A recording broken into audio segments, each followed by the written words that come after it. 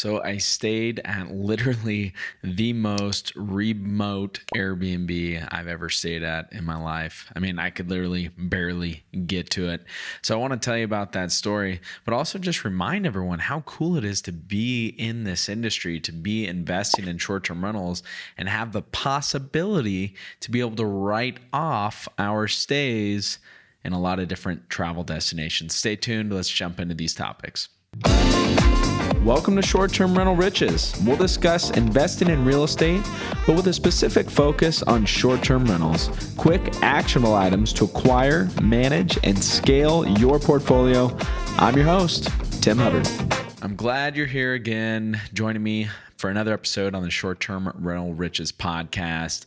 It's an exciting world out there. There's a lot of exciting short-term rentals, some easier to get to than others. So I got to break down my little story for you about this remote Airbnb I stayed in outside of Medellin, Colombia, where I spent about half the year living each year and a half for quite a while.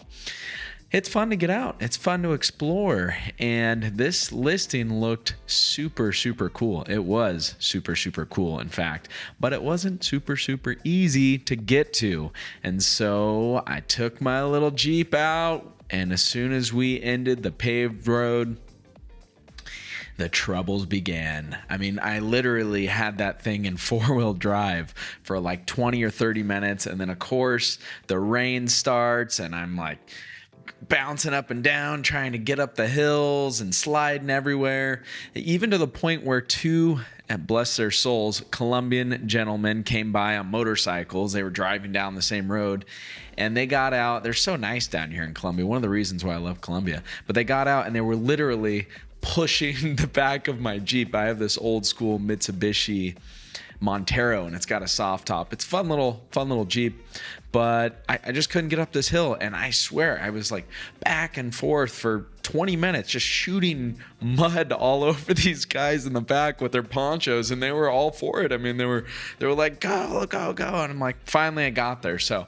I love Colombia for that, but it was quite the journey getting there and the sun was going down and we were out in the middle of nowhere.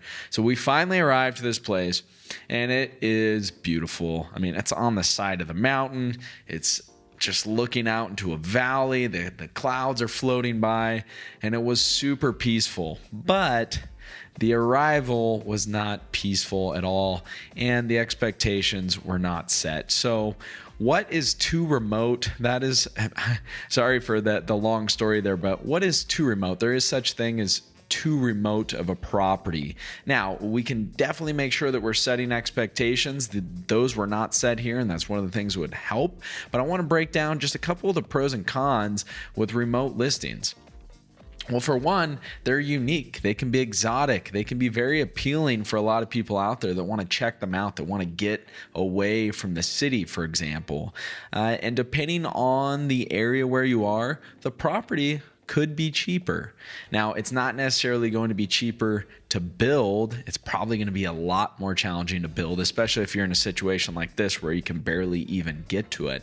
So the properties can be cheaper. It might not be as cheap to build there. You might have less strict regulations. If you're out in the middle of nowhere, then you're not going to have a neighbor complaining about your rental. You're not going to have a city with housing shortages saying, hey, you're taking away from our housing supply. So you're probably not going to have as much risk there on the regulation side. Although you got to check with your city. A lot of times you still need some sort of permit to rent a place like this. What about management? So if you can barely get to your place or your place is really far away or it's really remote, even if it's just outside the city, like 20 miles, the management's going to be much more difficult, right? Do you have a housekeeper that's nearby? Do you have a backup housekeeper that's nearby? What happens if you have an emergency? Is there going to be someone able and willing to make it out there to help out your guests? So these are things that we definitely have to consider if we have remote listings, and we got to make sure we have backup plans. So although I very likely would not stay at this property again because I could barely get to it, it was super cool, but the experience could have been a lot better had they just put some expectations in there or set some better expectations. So how could they have fixed this specific property, for example? Well, they could have had a video showing, hey, you got to go down this road to get to the property. And if it's raining, it's probably going to be twice as hard. And if you don't have 4x4, well, forget it. So definitely should have had some information like that in there, at least some photos and a description. But maybe they would want to go a step further and say, hey, you have to take our guided tour in, for example, and we will coordinate your arrival with so-and-so. They'll pick you up where the pavement ends, and they will bring you safely to the short-term rental that they know very well. So there are a few things that they can do there that are really easy to help set people's expectations. Now, this was a new listing, so I didn't really see any reviews on there. There were 4 actually, and they were pretty good, although there was one that said the same exact thing.